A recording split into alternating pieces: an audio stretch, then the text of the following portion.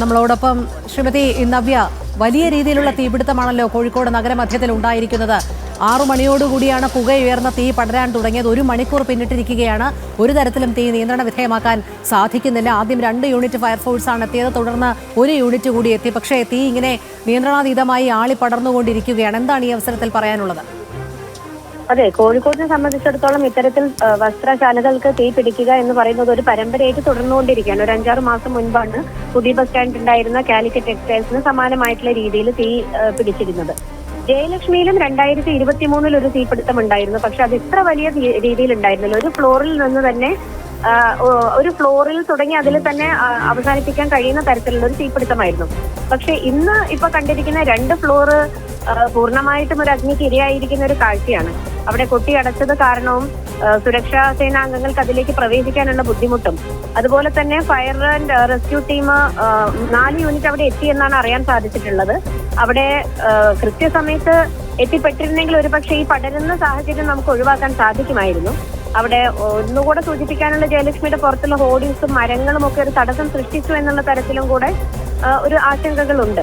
എന്തായാലും fire and rescue team 4 unit വന്നു. പക്ഷെ 4 യൂണിറ്റ് സഫീഷ്യന്റ് അല്ല എന്ന് അവർ തന്നെ പറയുന്നുണ്ട്.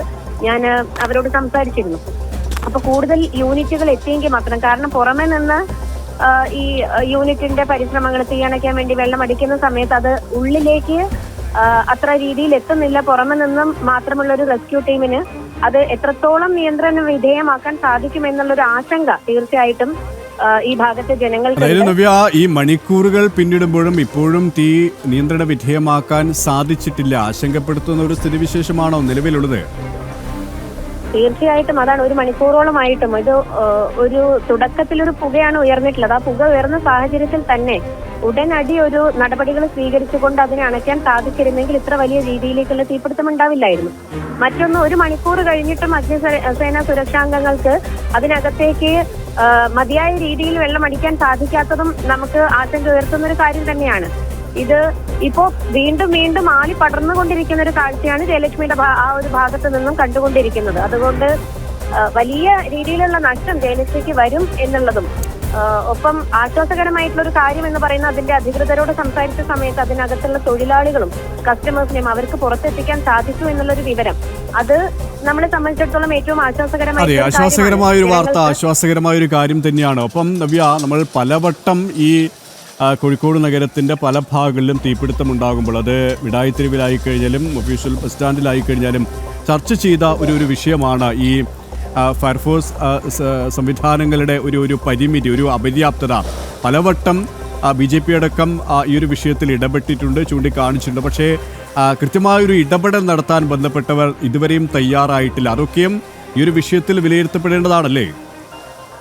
തീർച്ചയായിട്ടും അതാണ് പറഞ്ഞത്. കോഴിക്കോടിനെ സംബന്ധിച്ചിടത്തോളം വസ്ത്രശാലയ്ക്ക് തീ പിടിക്കുക എന്ന് പറയുന്നത് ഒരു പരമ്പരയായിട്ട് തുടരുന്നു.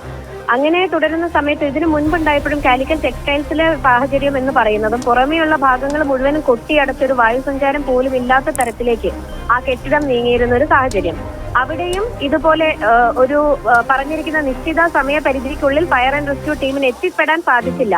കാരണം കോഴിക്കോട് ടൗണിനകത്ത് മിഠായി തെരുവും ഒഫീഷ്യൽ ബസ് സ്റ്റാൻഡും പാളയമടക്കുന്ന സ്ഥലങ്ങളിലേക്ക് ഇത്തരം ഒരു തീപിടുത്തം ഉണ്ടായിട്ടുണ്ടെങ്കിൽ അത് അണയ്ക്കുവാനുള്ള ഒരു സാഹചര്യത്തിന് ഒരു ടീമിനെ സെറ്റാക്കി നിർത്താൻ കോഴിക്കോട് നഗരത്തിന് സാധിച്ചില്ല എന്ന് പറയുന്നത് ഈ നഗരത്തിന്റെ തന്നെ പോരായ്മയായിട്ടേ നമുക്ക് കാണാൻ സാധിക്കൂ. ആ കൃത്യസമയത്ത് ആളുകൾ എത്തിക്കാൻ സാധിച്ചിരുന്നെങ്കിൽ ഇങ്ങനെ അനിയന്ത്രിതമായിട്ടുള്ള രീതിയിലേക്ക് ഒരു തീപിടുത്തം പോകില്ലായിരുന്നു. അത് മാത്രമല്ല നവ്യ, നമുക്കിവിടെ മനസ്സിലാക്കാൻ കഴിയുന്നത് ഒരുപക്ഷെ തലനാരിഴയ്ക്കാണ് ഒരു വലിയ ദുരന്തം ഒഴിവായത് എന്നുള്ളതാണ്. ഈ തീ പടർന്നു പിടിക്കുന്നതിന് തൊട്ട് മുൻപ് പുക ഉയരുന്ന സാഹചര്യത്തിൽ തന്നെ ജീവനക്കാർ ഇത് ശ്രദ്ധയിൽപ്പെടുത്തുകയും ജീവനക്കാരെയും കസ്റ്റമേഴ്സിനെയും അടക്കം അവിടെ നിന്ന് മാറ്റാൻ സാധിച്ചു എന്നുള്ളതുമാണ് വലിയ ആശ്വാസകരമായ ഒരു കാര്യം. അല്ലെങ്കിൽ നമുക്കറിയാം, ഇപ്പോൾ 1 മണിക്കൂർ പിന്നിട്ടിട്ട് പോലും ഒരു തരത്തിലും തീ നിയന്ത്രണ വിധേയമാക്കാൻ കഴിഞ്ഞില്ല. ഏതെങ്കിലും തരത്തിൽ ഇത് നേരത്തെ തന്നെ ആളിപ്പടരുന്ന ഒരു സാഹചര്യം ഉണ്ടായിരുന്നുവെങ്കിൽ അതൊരു വലിയ ദുരന്തമായി കലാശിച്ചേനെ. അപ്പോൾ ഇനിയെങ്കിലും ഇത് മുന്നിൽ കണ്ടുകൊണ്ട് തുടർ പ്രവർത്തനങ്ങൾ ഏകോപിപ്പിക്കണം, നിതാന്ത ജാഗ്രത ഇക്കാര്യങ്ങളിൽ പുലർത്തണം, അധികൃതർ കണ്ണു തുറക്കണം. അല്ലാതെ ഓരോ അപകടം വരുമ്പോഴും എന്തെങ്കിലും മാധ്യമങ്ങൾക്ക് മുൻപാകെ പറഞ്ഞു പോകുന്ന ആ പതിവ് രീതി ഇനിയെങ്കിലും അവസാനിപ്പിക്കേണ്ടതല്ലേ ഇത്തരം ജനങ്ങളുടെ ജീവിതവുമായി അല്ലെങ്കിൽ ജീവനുമായി ബന്ധപ്പെട്ട വിഷയങ്ങളിലെങ്കിലും? ഏറ്റവും കൂടുതൽ ശ്രദ്ധ കൊടുത്തുകൊണ്ട് നടപടി സ്വീകരിക്കേണ്ടതും അനിവാര്യമായിട്ടുള്ള ഇത്തരം കാര്യങ്ങൾക്ക് ഊന്നൽ കൊടുത്തുകൊണ്ട് മുൻപോട്ട് പോകേണ്ട രീതിയിലേക്ക് കോഴിക്കോട് കോർപ്പറേഷന് മാറാൻ സാധിച്ചില്ല എന്ന് പറയുന്നത് ഈ കോർപ്പറേഷന്റെ അപര്യാപ്തത തന്നെയാണ്. ജനങ്ങളുടെ സുരക്ഷ മുൻനിർത്തിക്കൊണ്ടുള്ള പ്രവർത്തനങ്ങൾക്കായിരിക്കണം ഏതൊരു നഗരസഭയും പ്രവർത്തിക്കേണ്ടത്. എന്നാൽ ആ തരത്തിൽ സുരക്ഷിതത്വത്തെ മറന്നുകൊണ്ട് കോഴിക്കോട് കോർപ്പറേഷൻ പുറകോട്ട് പോകുന്നു എന്നുള്ളതിന്റെ ഒരു സൂചനയാണ് നമുക്ക് ഇതിൽ നിന്ന് ലഭിക്കുന്നത്. കാരണം കഴിഞ്ഞ തവണ കാലിക്കറ്റ് ടെക്സ്റ്റൈൽസിന് തീപിടുത്തം ഉണ്ടായപ്പോഴും അന്നും ഞങ്ങൾ ആവശ്യപ്പെട്ടത് മതിയായ ഫയർ ആൻഡ് റെസ്ക്യൂ സിസ്റ്റം നമ്മുടെ കോഴിക്കോട് നഗരത്തിനില്ല. മുൻപുണ്ടായിരുന്ന ഒരെണ്ണം ബീച്ച് റോഡിനടുത്ത് ചേർന്നുകൊണ്ടുണ്ടായിരുന്ന ഒരെണ്ണം പോലും വെള്ളിമാടുകുന്ന് പ്രദേശത്തേക്ക് മാറ്റിക്കൊണ്ട് ടൗണിനടുത്ത് ഏറ്റവും ആക്സസിബിൾ ആയിട്ടുള്ള ഒരു പോയിന്റ് പോലും ഇല്ല എന്ന് പറയുമ്പോൾ അത് നമ്മുടെ നഗരത്തിന്റെ ഒരു ന്യൂനതയായിട്ടേ നമുക്ക് കാണാൻ സാധിക്കും.